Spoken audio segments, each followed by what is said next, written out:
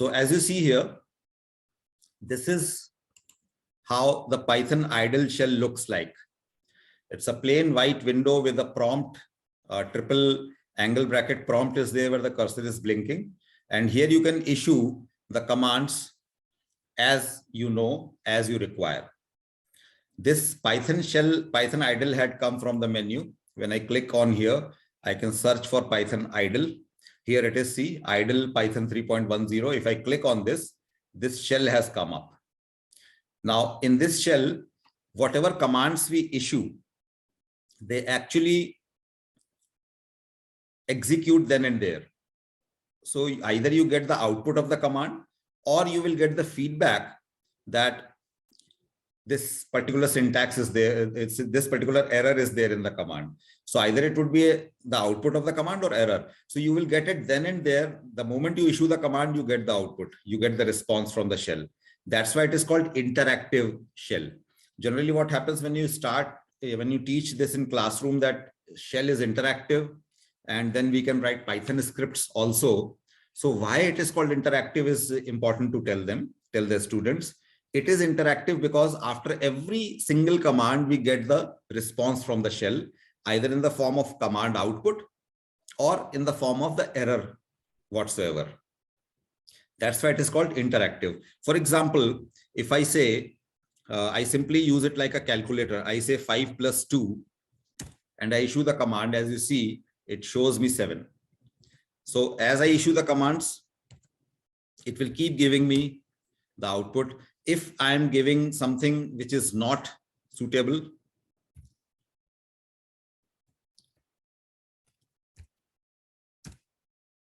it will give me an error in red color. So this is how it works.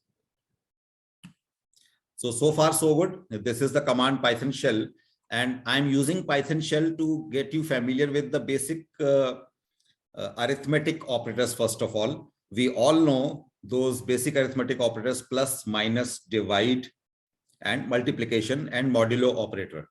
So as you see here, I had already used plus operator and modulo operator.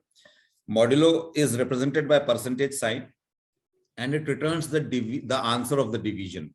As you see here, the remainder of the division. So as you see here, the remainder 5 divided by 3, the remainder is 2. That is returned. So we can simply say any command we can use here. This is the minus, and if I say 5 divided by 3, so it gives me 1.66. And if I say 5 divided by, and instead of division, I use double division operator like this. 2 forward slashes consecutively I'm using, and then I give it here. It gives me a rounded off remainder, rounded off answer. So this is the basic difference between single forward slash and double forward slash as division operator. And as you see, if I say 5 multiplied by 3, we all know the table of 5. So that's multiplication. I type string in double quotes. The strings can go in double quotes or in single quotes. And with this string, I use multiplication operator like this.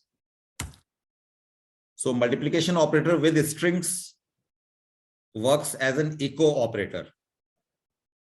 After multiplication, whatever number you are using, it is telling Python shell that this string has to be displayed as many times. So that's why you see hello is displayed here 3 times. So it's working as echo operator also. So whenever there is a question, what is a star operator, as it is a multiplication operator, multiplication symbol with strings, it works as echo operator. So this much is understood. Variables can be defined like this. In interactive mode, one variable a is created here, and whatever operation you want, you can perform arithmetic operation on the variable itself. So whatever you do, like a divided by 3, it's as usual, a is substituted by its value. So it's fair and simple. If I say str is equal to some string, and if I say str 0, so a string is being treated as an array of letters here. So the index position is 0. It is 0 based index in the string. So h is at position 0, str within square brackets, like it's as usual in other programming languages. We give the index and accordingly the output is coming. So if I say str something interesting -1, if I say str -1, I am using a negative index. What does it do? This is something very interesting in Python, that if you give a negative index, it starts taking the letters from right hand side. So from right hand side, there is nothing called -0. It's obviously has to be 0. It obviously has to be 1. So -1 is extreme right hand side. 1 is the second letter according to the index. 0 is the first letter from left hand side. 1 is the second letter from the left hand side. And if you go negative, the things start from right hand side. So that is really interesting in Python. You don't have to put any logic there. It just works. So this is how it is, as you see. Now, when you have to open a shell, a script editor, you simply go to File and you say New File. When you say New File, what happens is this kind of a script editor opens up.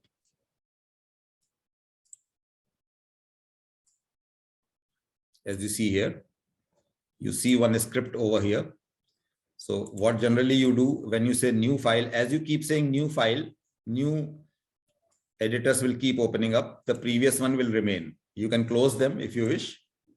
And you can have a fresh editor where you can write your new program like this. What you see here is a program already written. And here we will write a new program. So you can simply go for it. For example, if I say number, a variable num is equal to 10, and I say num is equal to num plus 1. Now here in script mode, there is no shell.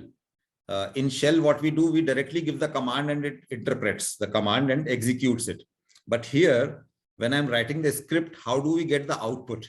So to get the output, we need print function, which is the inbuilt function of Python. It simply goes like this, print, and you put in the value which you want to print like this. So if I say print num, it will obviously show me 11 here in this case, because it is increased by 1. Once your Python program is ready, you can go for saving it.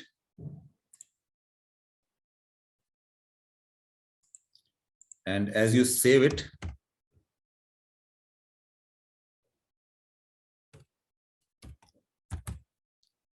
it will be saved as .py extension. That is the Python code, Python source code. And once it is saved, as you see here, you can simply run it by pressing F5, or you can go for this menu option, run menu, run module. And here you see the output is there. So output will always come into the shell output like this when you're practicing. And here is your script. So that's fair and simple.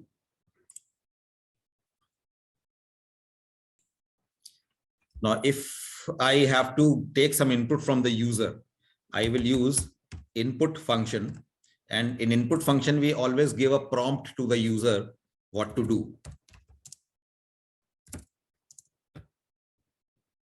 So it could be a name, it could be any string or whatever value you want to have.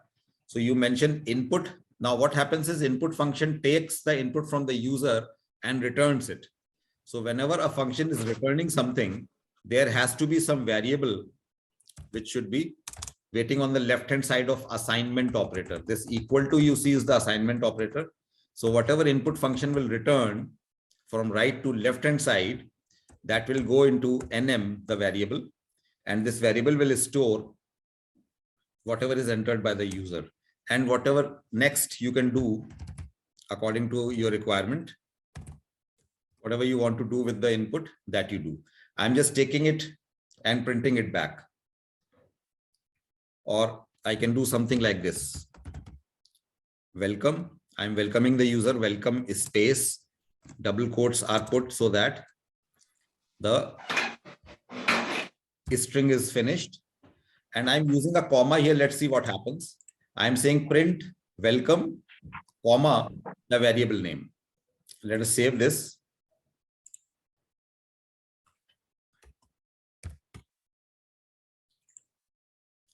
And let us test this. So far, so good. It is asking for the name. I gave my name here. And yes, it is working. So comma is used to combine the strings and variables together. As you see here, this is the output and this is the program. So this is something different as per according to syntax in Python. You can use comma. Now let us use plus sign and try that out.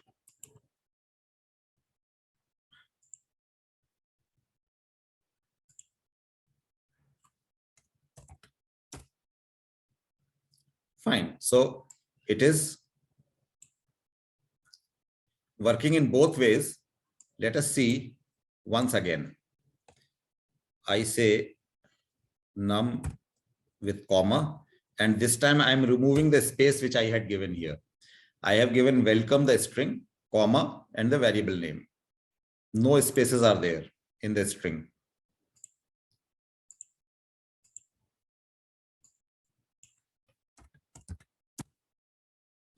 Did you notice something? When you're using comma, Python is taking care of putting a space from its own side. So you need not to give an extra space in the string itself. Comma is appending a space additionally. That was not there with plus sign. If I'm using plus sign here, the welcome and the name will come together without any space in between.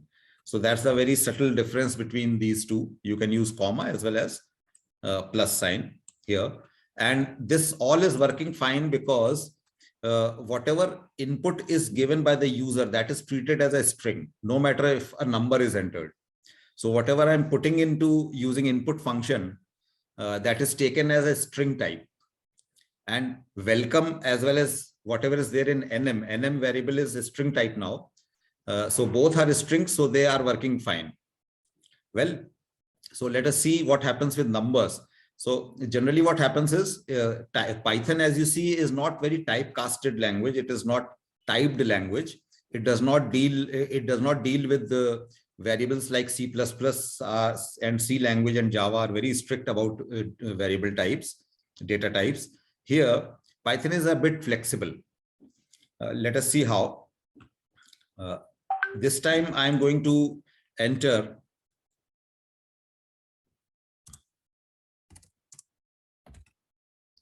I'm expecting that user will enter some number. I'm asking for the age. So some number will come in here and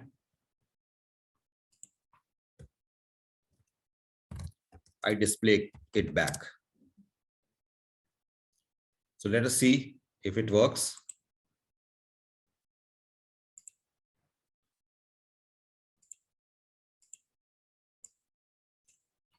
I say 32. Did you see? Numbers are handled because age is entered as, no matter it is entered 32 from the prompt, but here it is still being treated as 32, the string. Because it does not matter what you are entering, whether it is number or whatever, Python is treating, input function is treating it as a string type. So what I do here is, if I need to perform some arithmetic operation on the input, for that I need to convert a string into numeric. And for that I need a conversion function. Python has got conversion function by the name int. So it's fair and simple. What I'll use int function, and I will pass into it the variable name which contains the value which has to be converted. So nm is going to be passed into int. Int is a function. It is going to return whatever is there as a number in string form, it is converting it into integer and returning it back. So I'm taking it back into the same variable, nm. So nm will be converted by int into integer type, and it will be stored in nm itself. So you can say in a way, now variable nm is an integer type variable because of int function. So you please understand this carefully. Whatever is input function giving us in the program is always a string type. That is string type. If it is a number entered by the user, then it has to be converted with int function into an integer. And since I am putting it back into the same variable, this is the way the same variable is, which was earlier string type. Now it is integer type. It is numeric. And whether we'll see now, this is the string UR, it is in double quotes, and NM is now integer type. Let us see whether it works or not. Do they get along together or not? So at this moment, program is running fine. First line, I give some value 34. And yes, you see, it is working perfectly fine. Now let us do something like this. Plus, I'm using now.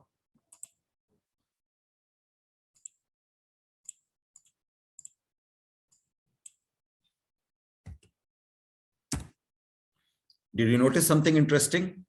With plus operator, it is giving an error. Reason is, here, plus operator's nature is addition. It is an addition operator. And plus operator is expecting both the operands to be numeric type. That's why it is throwing an error.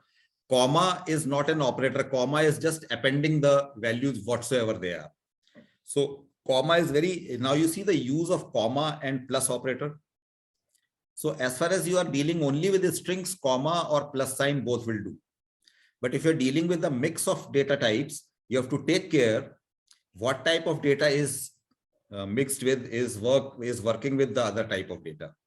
So if it is going to be an addition, both have to be numbers. You cannot add one string with another number. That does not make sense. But Python has echo operator.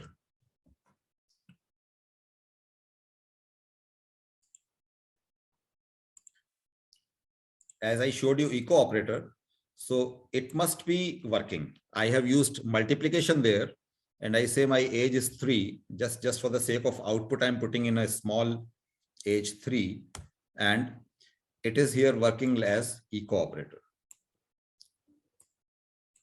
This is just because of the nature of the multiplication operator. If it is working with strings, it is behaving as an echo operator. But that does not make sense with other arithmetic operators. Plus, minus, division, all these, they need to be working with proper suitable data types, numeric. So did you see the difference between how the strings are handled, how the numbers are handled, and how a number which is in string form is converted into numeric form by using int? Just like int function, there is a function float. Float function will always return the value as with decimal places, as we know. Float is a number which is holding some decimal numbers or decimal places, also decimal numbers like 4.5, 3.9918. All these are float examples. So for that, float function is there. And if you have to convert a number into a string, then you have to use str. For example, if I'm using plus sign, it is giving me error here. But if I have to use it, then I can do something like this. I can say str function. Str function does the reverse of int and float. Str function takes a number and returns it as a string. So according to the usage of this str here, this should work.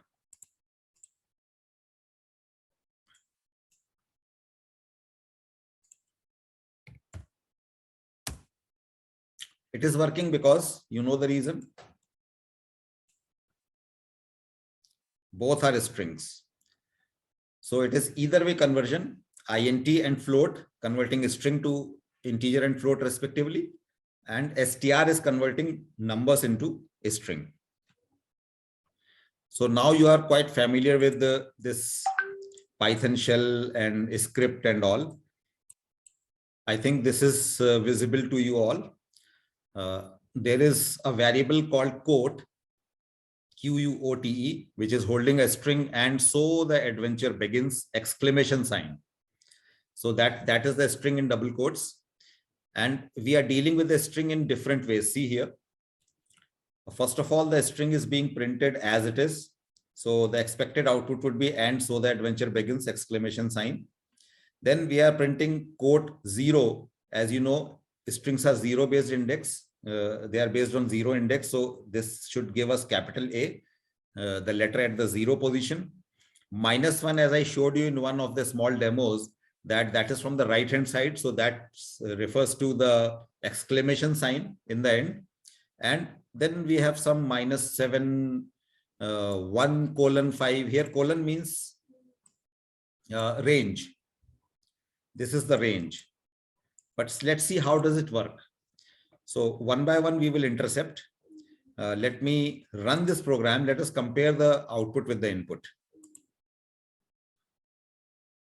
Well, this is something what we have got with output, and here it is.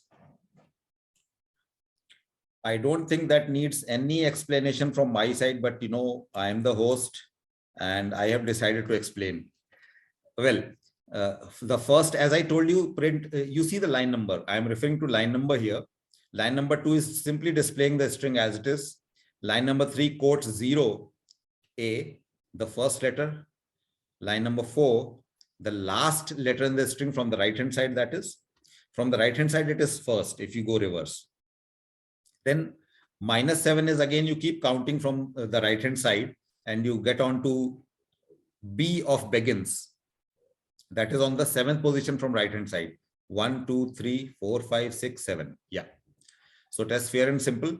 1:5 is giving us ND space S. ND space S. If you see from right hand side, 1 is the index 1. That is the second letter N. And 5 is now pay attention here. It's very important. How 5 is working? It is 1. Start counting from left hand side extreme. Capital A se count kare. 1, 2, 3, 4, 5. A N D space S. So 5 is the 5th letter if you count from 1 from left hand side, or you can say whatever you have mentioned here as the higher value 5, you make it -1. 5 means 4, and then you count from index 0, 1, 2, 3, 4. So please be very clear about it. In a range, the first value which you are giving, it is the 0 based index. Please note that the first value which you are giving, starting value of the range, it is the 0 based index. But the second value which you are giving, it is not the 0 based index. For that, either you count from left hand side from 1, or you make it 1 less. So for 5 for you is 4. Getting me? That is why you see the output of line number 7. It is from index 0, 1, 2, 3, 4, 5. I'm counting from 1, or I make it 5, make 5 1 less, and then count from 0 based index 0, 1, 2, 3, 4. So 0, 1, 2, 3, 4 and 1, 2, 3, 4, 5, all the same. It depends on you how you are counting it.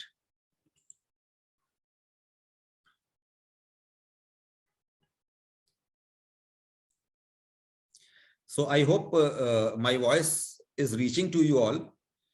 Somebody is reporting some network issue. Can you hear me? And if there is any problem, I can explain it again. Not an issue.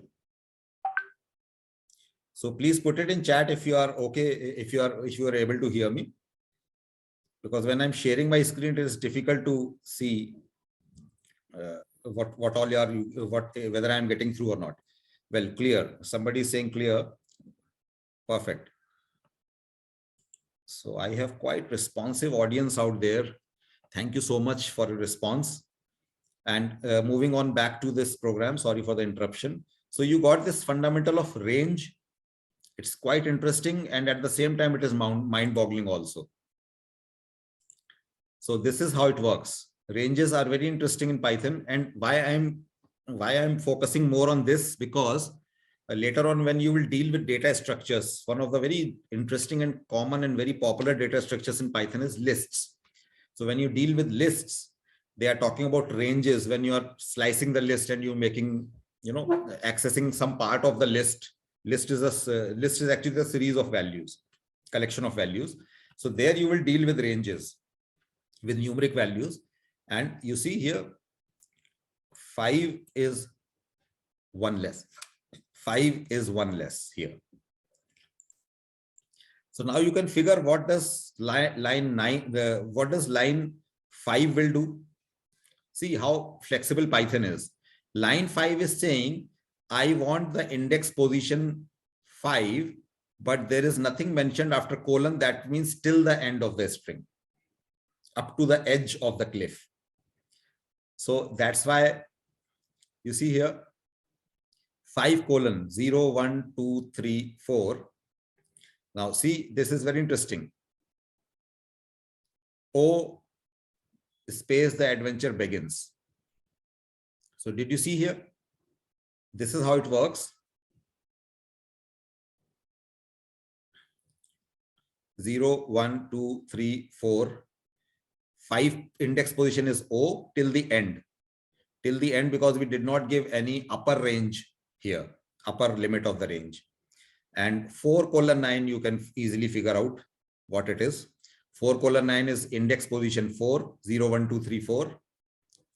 0, 1, 2, 3, 4 S. And starting from 9 less 1, that is 8. And 0, 1, 2, 3, 4, 5, 6, 7, 8 till H. You can see for yourself. So 4 colon 9 is actually for human beings. For us, it is 0 base index 0, 1, 2, 3 and 9 1 less 0, 1, 2, 3, 4, 5, 6, 7, 8. It's like this. So that was quite an interesting example, covering up the very basic fundamental which you need to deal with a string. The rest of the things are the combination permutations of the same concepts.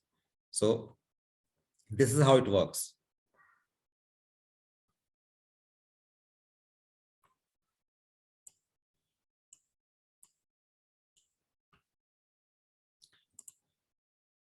So time is to move on to the next example. What is there on hold? Let's see. I'm opening another example here. So now a little bit of decision making we are doing here. As we see, let us deal with this example, which is plain and simple. So what kind of decision making we are doing here? We are accepting a number from the user. You are familiar with int function now. Int function is actually converting whatever number is there in a string format.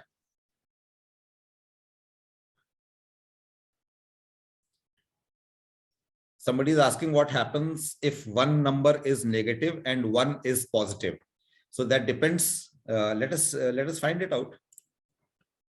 So as you see here, this program is taking a number and it is simply checking if is the keyword which is being used to make a check, make a decision.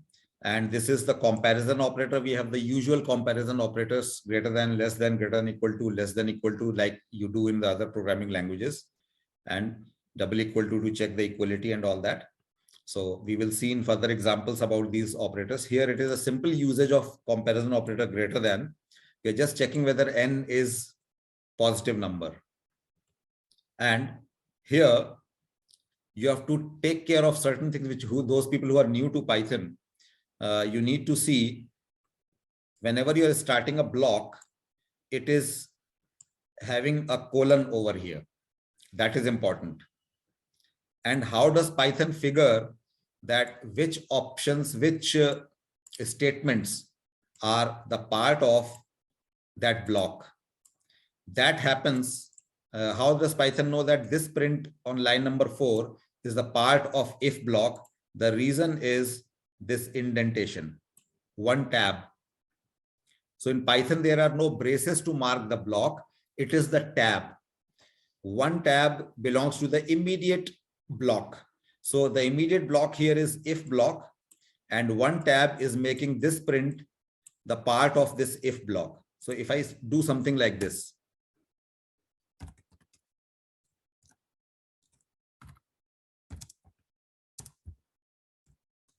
this is another print, and you see they are at the same indentation, they are at the same tab level.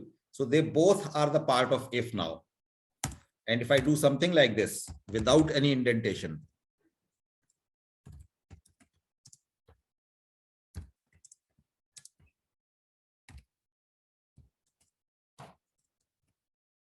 now this print is without indentation, so it is not the part of if block, as you see here. So we can save this and we can quickly run it.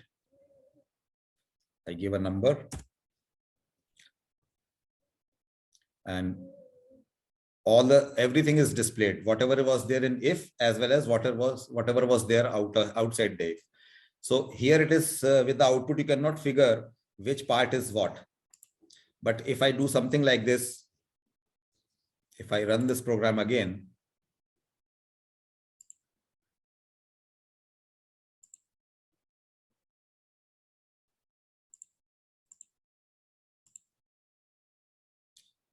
and I give some number which is negative,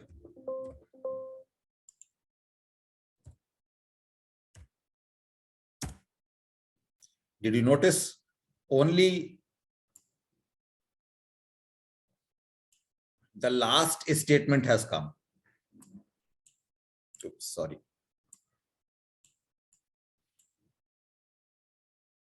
See, so that shows those two print statements which were indented were the part of if, which was skipped because of the condition being false, and only the last print has been executed. See here.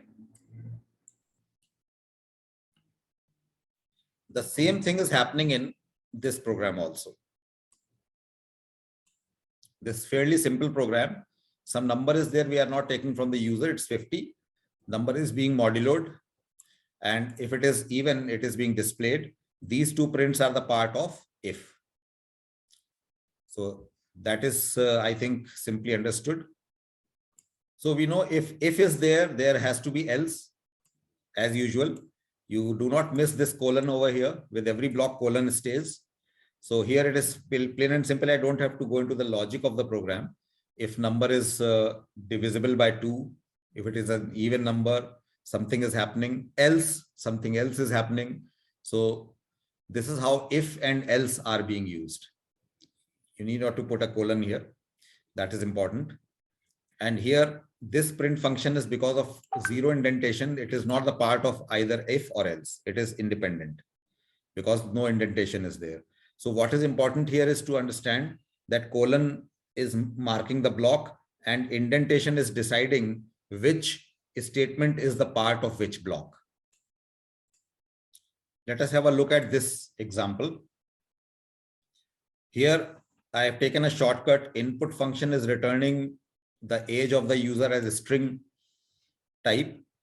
int function is immediately taking it and converting it into numeric type, and it is being stored in a variable I. Rest of the things are happening according to the decision. If I is in particular range greater than or equal to 18 and I less than 60. So this is the range given. First range we are checking. Here we are using AND operator, which is a logical operator, and and, or, not. These are the logical operators which are available in Python. So there are no symbols for them. Please remember, arithmetic operators and comparison operators are symbols, but logical operators are in plain English, and or not. So here we are checking the range between 18 and 60, doing something, displaying some message. Elif. Earlier we saw else, that was only 2 branches. If, elif, elif, elif is multiple branches or multiple checks you can do. So elif, it is the combination of else, if. So it is a short form elif, and with elif you give the condition as usual. Just remember that if is the first check. If there are multiple checks, they will be combined with elif, elif, elif like this. And ultimately, if required, at the end you put else like this. So if none of these matches, then else would run.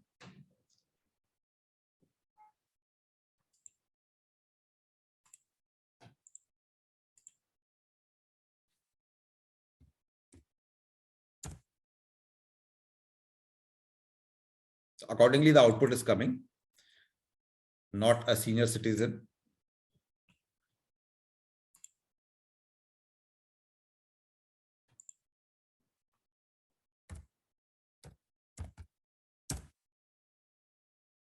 Special discount, it depends what check is passing. And if I do something like this, they are giving a free ticket to somebody who is 100 plus. See how clever this airlines is. If you are 102 years old, you can fly free. As such, effectively no one. So this is the program here. The important part is the elif. I wanted to show you that if else is there, and then there is elif also for multiple checks.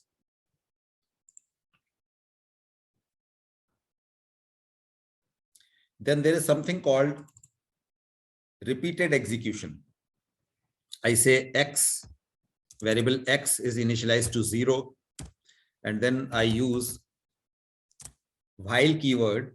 While keyword is actually taking some condition, like if I say if x is less than or equal to 10, you see the colon because it's a block, and one indentation is taken, and then I do something,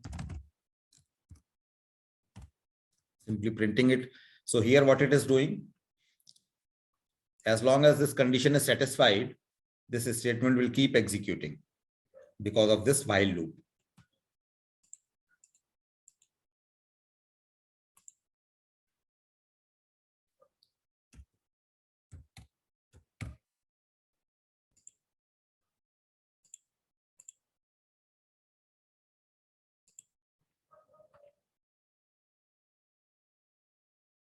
Now, see what is happening here.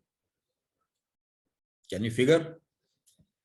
Since it is a loop, it is executing this statement forever. Why forever? Because this condition is always true. X is 0. 0 is less than or equal to 10. 0 is being displayed, and 0 is being displayed all the way, because nowhere the condition is changing. So with while loop, you have to do 2 things. Number 1, whatever task you are doing, you put it in the loop, but you have to ensure that somehow some statement should be there which should make the condition false whenever required. So I forcefully break the interpreter, interrupt it here, and here I make a provision that somehow this condition should go false also, otherwise it is going to loop it forever, which we do not want usually. So there have to be the task. This is the task, and this is the arrangement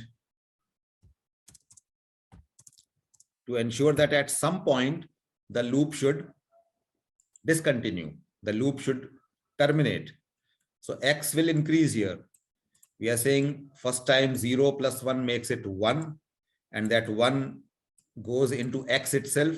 This is one way to increase the value of variable x. And now it is, since it is increasing, eventually it will reach up to 10. till 10 it will work. After 11 this condition will be false and the loop will terminate. See, so it has terminated on its own because we made the provision of making the condition false also. So this is how you demonstrate to the students, and they will realize the importance of this statement. This is something called loop variable, the variable whose value, whose condition, and whose changing value in the program controls the behavior of the loop. That variable is called loop variable. There may be other variables also, but the variable which is controlling the behavior of the loop is called loop variable. So this is one simple introduction to while loop. While loop works like this. It needs a condition, and depending on that condition, it executes as many times. If this value had been 20, this loop would not have executed any time, 0 times that is. So no output would have been there. So it depends on the initial value of the variable also. What's the initial value of the variable? What is the condition? What kind of comparison is being done? Is there only one condition, or there are multiple conditions with and or operator? So all that condition combination decides whether how many times the loop would run.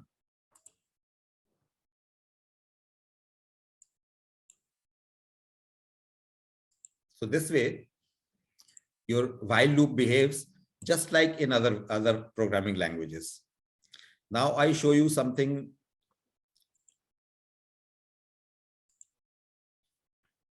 more, something different. There is another cousin brother of while loop. We call it for. We all are familiar with this for loop, but in Python, it works in a different way. For loop actually is used to count across a set of values. So if I say, for example, if I have a set of values, say, let us take one string.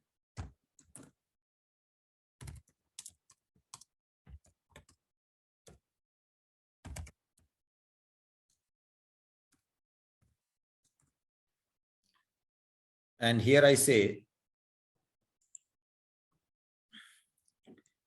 for S in str, I'm just finding out whether it works or not. I'm not saying it will work or not. I'm just simply checking it out.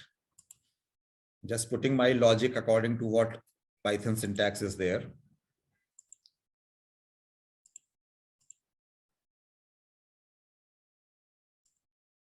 Did you notice something? It displayed like this. So as I told you that strings are treated as array of single characters, array of letters. But see how for loop is working. It is browsing across, it is traversing the array. It is going across a range of letters. For loop, this is a range of letters, or you can say a sequence of letters. One by one, when I say for a variable name, in is the keyword. For a variable name in a collection. str is a collection, a sequence, an array of letters. So one by one, this in operator will let one letter at a time into variable s. Something is happening with s. That Excuse me, sir. Yes, ma'am. Sir, can you please explain once again for S? What is S? Okay, I'm coming to it. I'm coming to it. S is just another variable which is created then and there. I could have done something like this also. S is equal to something like blank string. I did not declare S because that is not required. I'm declaring and using S then and there. So S is just an ordinary variable. Okay. So, can we give any other letter in place of S? Yes, also? Yes. Yeah. You can use any name. S. Can you write, sir? Can you write any other letter? Yes. Spider-Man.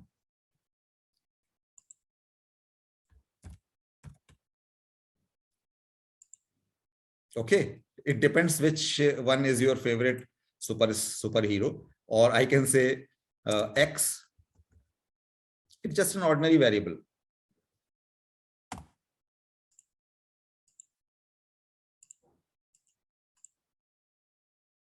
See?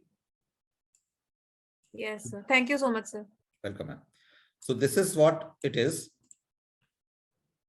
It's just an ordinary variable, holding one letter at a time, giving it to going into inside the for loop, something happening with it, coming back to the beginning of the for loop, picking up the next letter in the string. So X in str, in keyword is actually making it happen. In keyword is picking up the current letter. For loop is doing it again and again. So when what in operator does it, you can think of an imaginary pointer. An imaginary pointer is on the first letter of the string for the first time. So when this pointer, when this capital T is coming into variable X from str, this imaginary pointer is moving on to the next letter automatically. Next time, what will happen? Wherever is the currently pointer is, that letter will be picked up.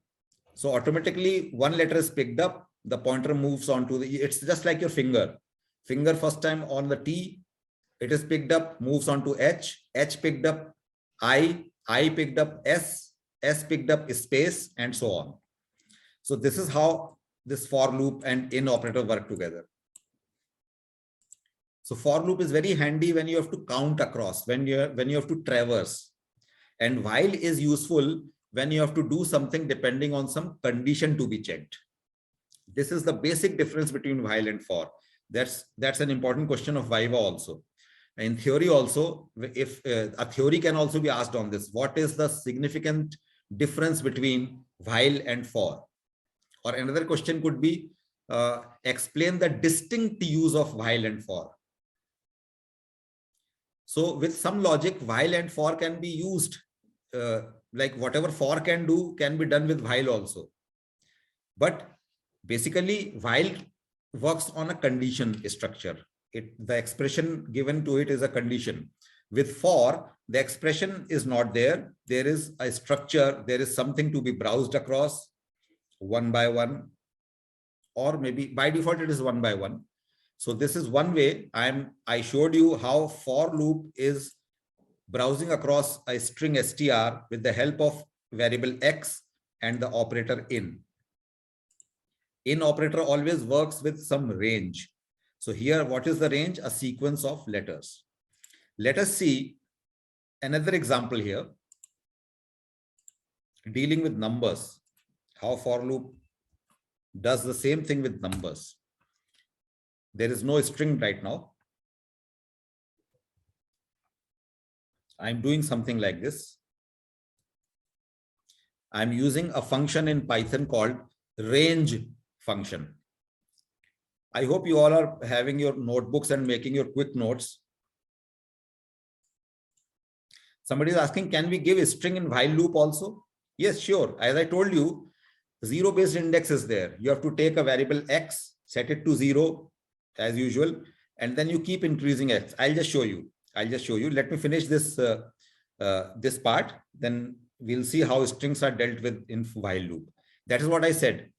That I'll show you the example. That is what I said, that things can be done with both the loops, but ideally while is used to check the condition and for is dealt to traverse through a series of values. So we'll see how it is done in while. Just a moment here. For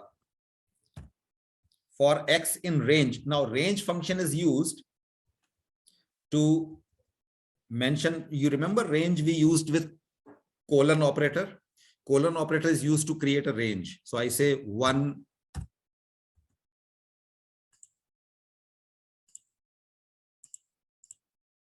So it is working here. Actually, it is a function. These are the two arguments. So as I told you, 1 less. The upper part of the range would be 1 less. So it is going from 1 to 9.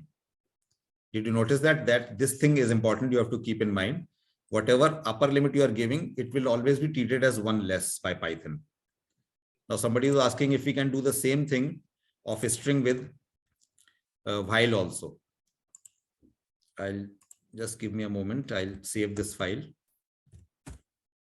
So we were having something like this is str is equal to, this is a string.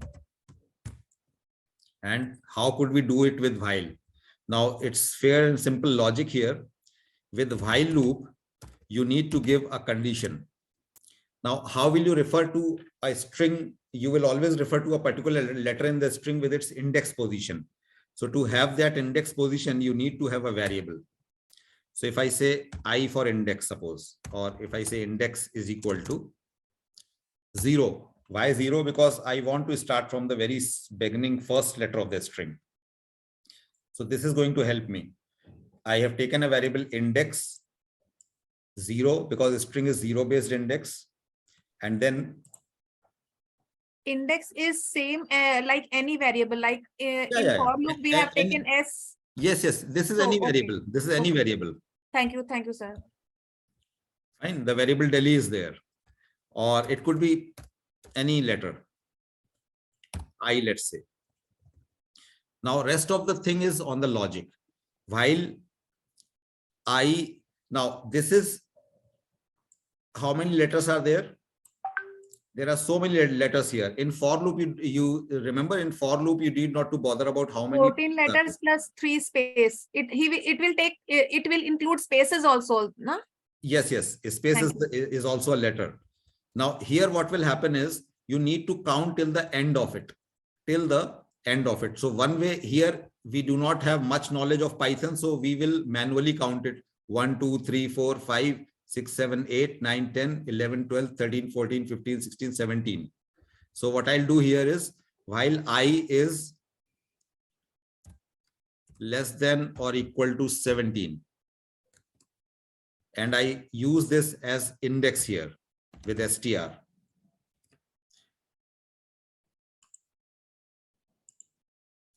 Why we have taken 17? Because we have a limited knowledge of Python at this moment. I'm talking about the people who are new to Python.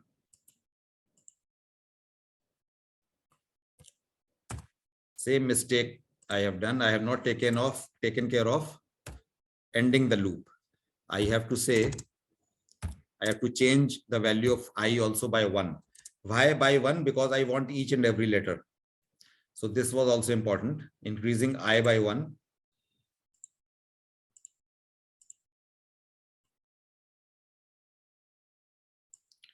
So 17 was a value little bit more taken. I should have taken a lesser value, 16 rather. So did you see? It is working because I was able to count manually from 0 to 16. But what about a universal logic? For universal logic, we have to have more knowledge of Python, which says that len function is there. We have a function called len, and that len function will give me how many letters are there in the string. That string has to be passed there. Now this is fine. I do not have to count manually.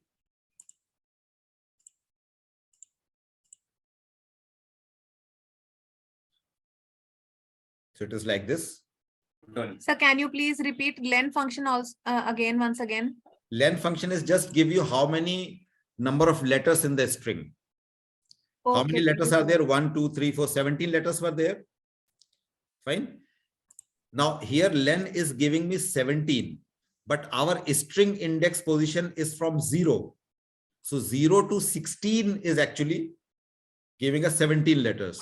So here, whatever len is returning, you might have noticed that in the end program was giving this error. That is because 17 index is not there. Index is actually from 0. So it has to be 1 less. So you have to take care of this. You always go for 1 less. I simplify it for you. I here do something like this. I take another variable x and I say len function. I call len function here with str passed to it. And I say -1 here. So whatever number of letters 17 is here, that makes it 16. 16 goes into x, and this x, I can use it here. So this translates to while I is less than equal to 16. That gives me a fair range of all the letters. See, no error this time because we were bang on to the last letter.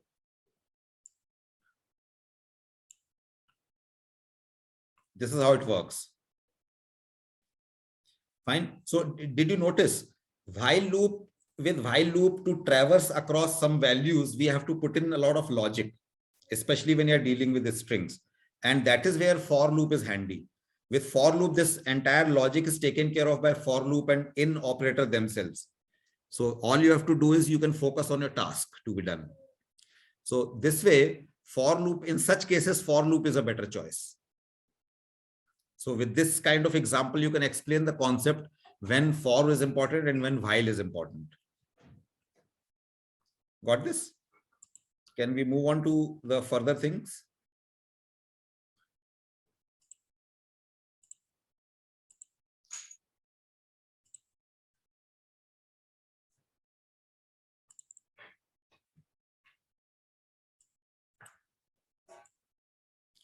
Break keyword is as usual, like in other languages.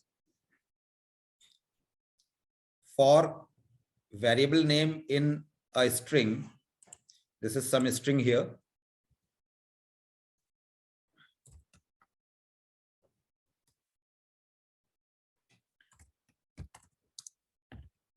Now notice here that this string has a space in between, and my logic says pick up one letter at a time into variable val because of for loop. And inside the for loop, I'm checking. You see this tab? This tab is telling the Python interpreter that if part is the part, if is part of for block. So this if is nested inside for. We are checking if it is a space break. So output will be WELCOME and then loop will terminate.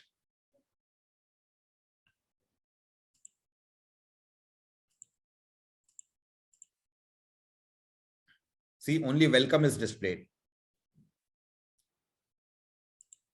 So this is how break is working. Wherever you need with a proper check, you can terminate the loop in between also, depending on the condition. Now pay attention on this part. There is something interesting happening here. While one is one way to create an infinite loop. One is actually referring to true, or I can use a keyword true also, or I can go for one. It's all the same. It's like this, or I say true. Capital T true is also a keyword in Python that simply refers to true, or I can go for one. And here what we are doing, we are asking the user whether the user is feeling lucky or not. Y for yes, N for no, M for baby. Whatever is user saying, if user is saying maybe, continue keyword is bringing the control back to the beginning of the loop, and loop executes again, depending on the condition. Since this is an infinite loop, there is no condition to check. It is always be running.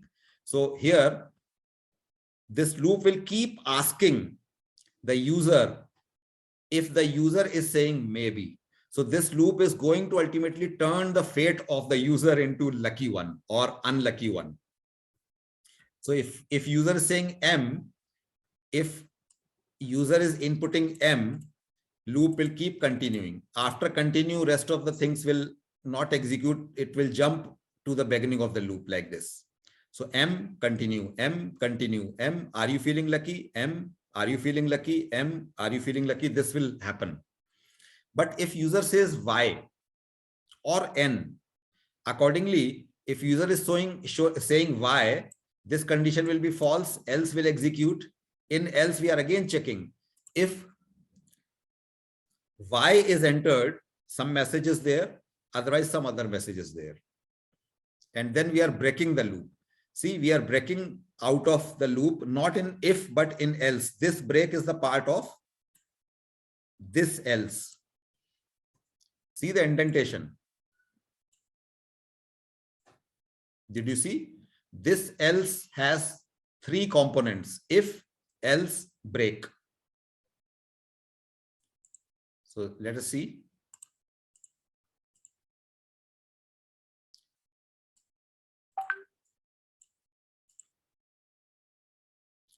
So it is, if I say M, the loop will not leave me. Continue, continue, continue. But if I say N, it is saying find your luck soon, according to this. So did you see? This is an example demonstrating the use of continue keyword and break keyword. So continue will always be used when you want certain things to be going on and on in the loop until something else happens. And if something else happens, you terminate the loop. So this is one good example of showing continue and break keywords. Now moving on to the next concept here. So here what I'm giving, instead of range function, I'm using it as a comma separated list. So how do you mention the lists here? It is like this: a square bracket, starting and opening, all the values separated by comma. That's one simplest way to represent a list. And then I can use for loop, or if I say print val, it will display the list as it is.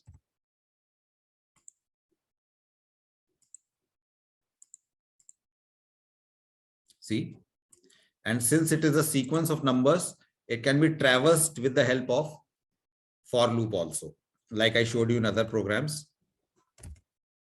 For n in val,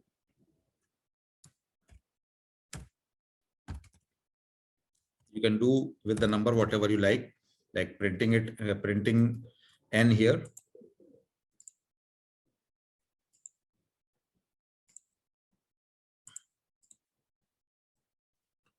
So it's simply displayed one by one. So this is how your list is working. If I say something like this, print val, and I go for the range operator colon. If I say 3:7,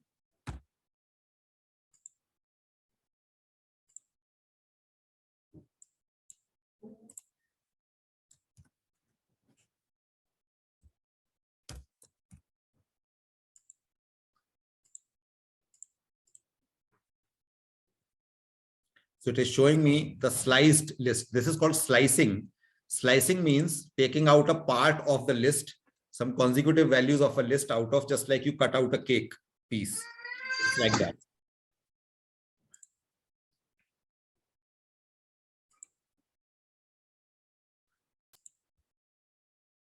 So did you notice the rest of the things, just like I showed you in STR? If I say -3 to -7. Sir, I want to ask one question. Yes, ma'am. Yes. So the range function, yeah, ये last element display क्यों नहीं करता है, sir? In slicing also. No, ma'am, it's not last element. It displays every element. It always counts one less only. So if you have, I'm asking about the range method. Range method जो होता है ना sir, वो last element display क्यों नहीं करता है? नहीं, it displays all the elements. It displays all the elements. See, if you say for x in range 1,6, so that means 1 to 5 only. So if you want till 6, you have to give it 7 here. So it's not that it does not display the last value. You have to count one more. That is the logic in Python. Okay. Fine. This and what about slicing? Slicing में भी तो sir यही होता है ना, slicing is just taking out some part of the sequence. लेकिन उसमें भी सर ये होता है ना कि लास्ट एलिमेंट भी उसमें आपको उसको अपने लॉजिक में आपको एक ज्यादा रखना पड़ेगा काउंट जी। उसमें कोई रीजन है कि ये लास्ट एलिमेंट क्यों नहीं डिस्प्ले करता है सर? उसका रीजन ये है कि जो strings, actually they have created the range function universal for strings and numbers. ठीक है, तो index are always zero based. Yes sir. तो अगर आप इधर ज्यादा दे रहे हैं, वो तो जीरो से काउंट कर रहा है, तो जीरो से अगर वो काउंट करेगा तो उतने ही नंबर हो जाएंगे जितना अगर आपने रेंज में कहा है 1:10, तो वो 10 किससे काउंट कर रहा है, वो तो जीरो से काउंट कर रहा है अंदर. ओके. तो उसके लिए तो 0 to 9 10 नंबर्स हो गए. ओके. फाइन. मींस रेंज वही होती है, हमें लगता है कि वो last as human beings we are giving a natural number as we understand, but for computer it is one less. Okay, fine. Thank you, this sir. is the thing. So that is clear, I suppose. So if you see, if I show you quickly, this is cities is a blank list. You see, list is always defined with square bracket, a set of square brackets. So if you want to create a blank list, you just put it like this, you leave it blank. Or there is a list function also. List function will also create a blank list. So these are the two ways to create a blank list.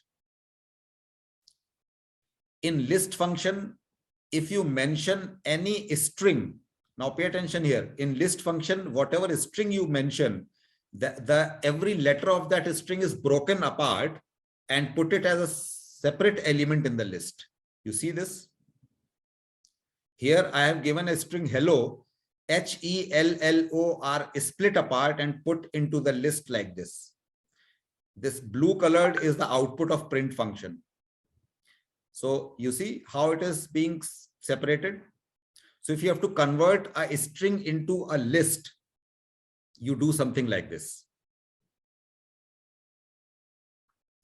Manually, you can create lists like this. You can mention the values. If they are strings, you can put them into single quotes or double quotes. If they are numbers, you do not use any quotes. The best part with the lists is, number one, lists can hold different type of values at once. You see this? A number, a string, and a float value. So lists are very flexible, heterogeneous. Heterogeneous means they can deal with, they can hold, they can store different type of variables, different type of values at once in them. This is one thing. Second thing with lists is that they are mutable. Mutable means you can manipulate the list. You can change the values stored in the lists.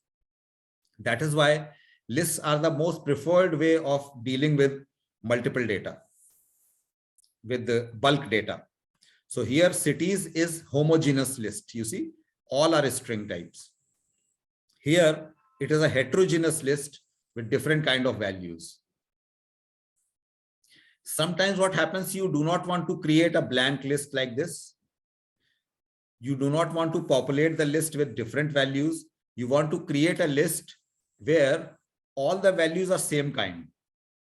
For example, if you're creating a game in Python and there are 5 players and each player has a score 0 initially, and you are holding the scores in a list of 5 numbers, you can initialize all the 5 values with 0 at once. How does it happen? We use echo operator. And here it is called replication operator. You see, list is equal to, you have given a square bracket and 0. If you leave it like this, it will be only 1 0 in the list, one element in the list. As many elements you need, you multiply it by that number. Whatever value you have given here, it will be replicated. See, 10 zeros are there. If you had given 5 here, it would have been 10 5s here. So if you want to quickly initialize, you want to quickly create a list with multiple similar values, you can do like this. You can use replication operator and you mention as many number here. So this is your regarding creating the list, blank list, list with some initial string, list with specific separate values, list with a specific different kind of separate values, and list initialized with multiple same value. Got this?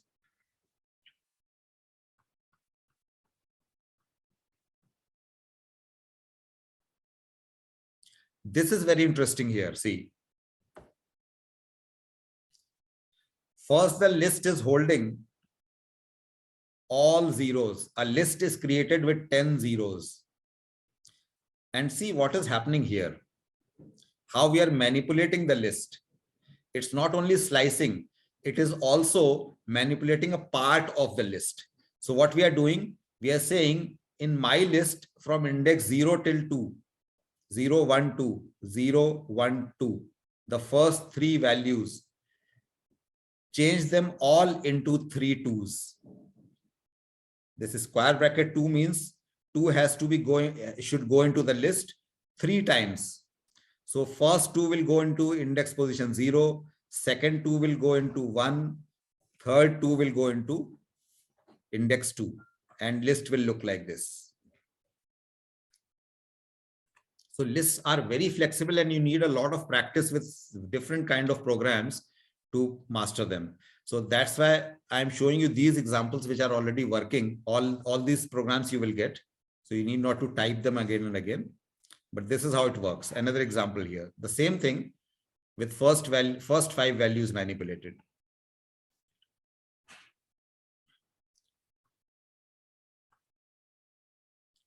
Then when you are accessing a particular element of the list, that is just by mentioning the index, just like you did in str. -5 means you count 1, 2, 3, 4, 5 from left hand side, 1, 2, right hand side, sorry, 1, 2, 3, 4, 5, India. Slicing is with the help of colon from index position 2 to 5, 0, 1, 2 till 5. So this is the output here.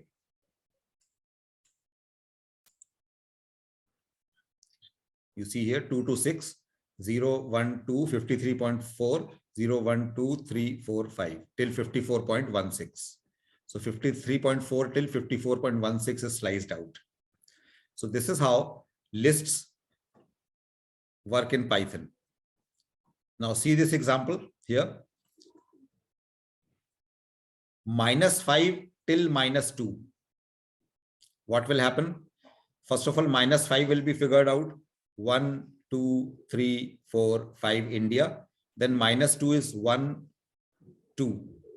So here it is, I told you that whenever you are giving in negative, it will take one more here. So 1, 2, 3 it will take. So it is from here to here, India, 5 and 54.16. That is being taken out. Position 4 is changed by some particular value. As I told you, lists are mutable, and that's why you can manipulate any element. You can overwrite, you can, if it is a number, you can increase it by 1, or you can manipulate it in any which way you like. -3 you can figure out now. It's fairly simple. Up to a range you can also manipulate. If you have a range of values here in the list, as many values you mention to be replaced, and they will be put into the list at the given position. From index 1 to 2, 0, 1, 2, 3, this is done. 89.99, 200 and cake are here. Earlier it was Apple 53.4 and India. And did you notice something? When this happened, this India is untouched here because 23 is at the index position 0. Similarly for negative values. So all these examples, there are so many examples available here. I cannot show you all of them in the limited time. So this is how, if you have the concept of a string cleared, in the same fashion, the lists can be manipulated. Negative index and positive index, the concept is similar like in strings. Now, since list is an object, there are many methods available. There are many functions available to work with the list. If you are going to append something to the list without losing what already is there, appending actually adds the value into the very end of the list. So if you say any list dot append function is the part of list data structure. In append function, whichever value you pass, that is appended into the list like this in the very end. See, the last element is leopard. If you are going to pass a whole list into append function, this whole list will be appended into the existing list as a nested list. See here, this is a nested list. I show you in Zoom. This is another list. This is appended. See here, there are two closing square brackets. So whenever you are passing an append function, a whole list, that list will be added into the existing list as a nested list. Nested means child list, a list contained within another list. And since we are using append function, it is in the end. So this you have to keep in mind. If you are appending one single value, it will be added just like that in the list. If we are appending a whole list, that will also be appended as a nested list.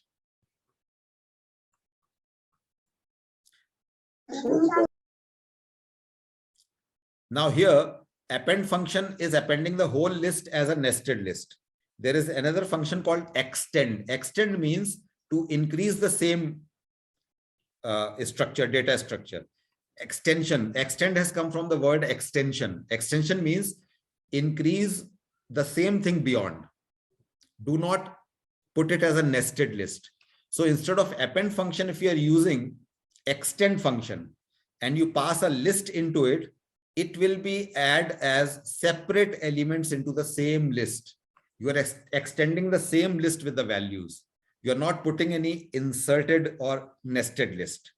That is the basic difference between append and extend. So whenever you have a long list of values which you want them to be added into another list, you use extend. That's the basic difference between append and extend.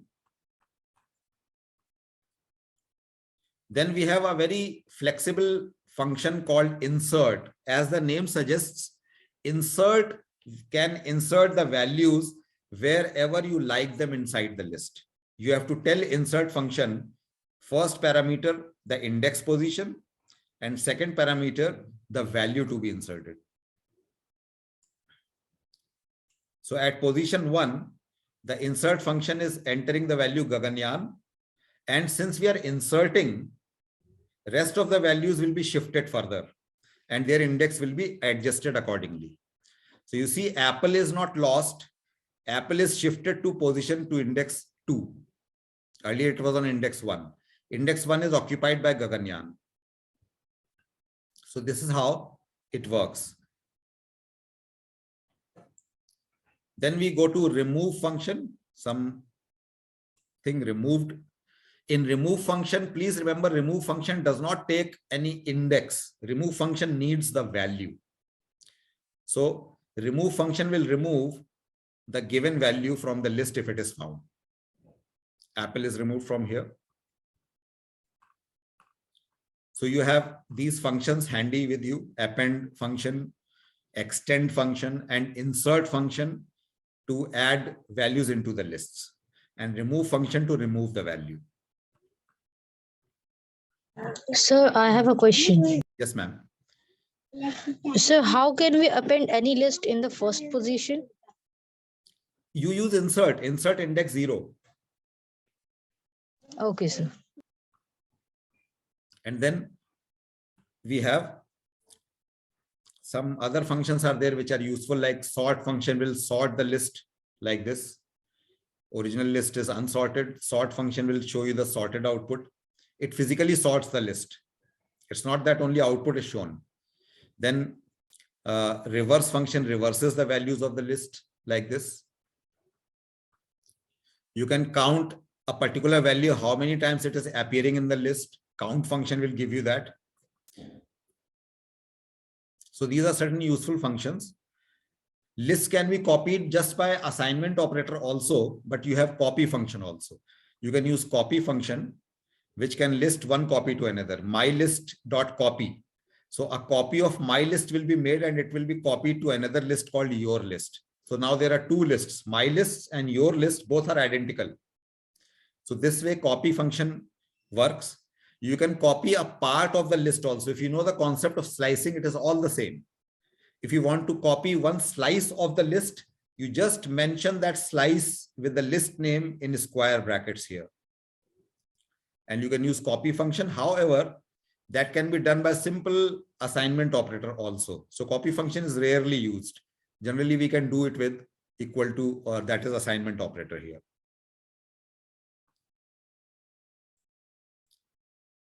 If you go on our channel into the section playlists, you will find out all these topics here. Many other interesting topics are also there: gaming, coding, JavaScript, MIT App Inventor, and overview of Python you can do from here. Overview of Python is one list. Python programming is another list, playlist. You go here.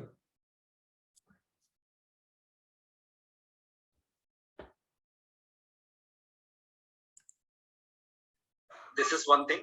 Then sign is a single line comment and program. So all these you can go through various operations on list.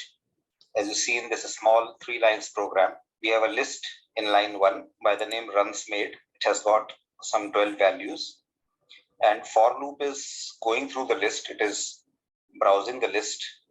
One by one, the values are coming in the variable runs from the list runs made, and with every iteration, the current value is being printed on the screen as you see here.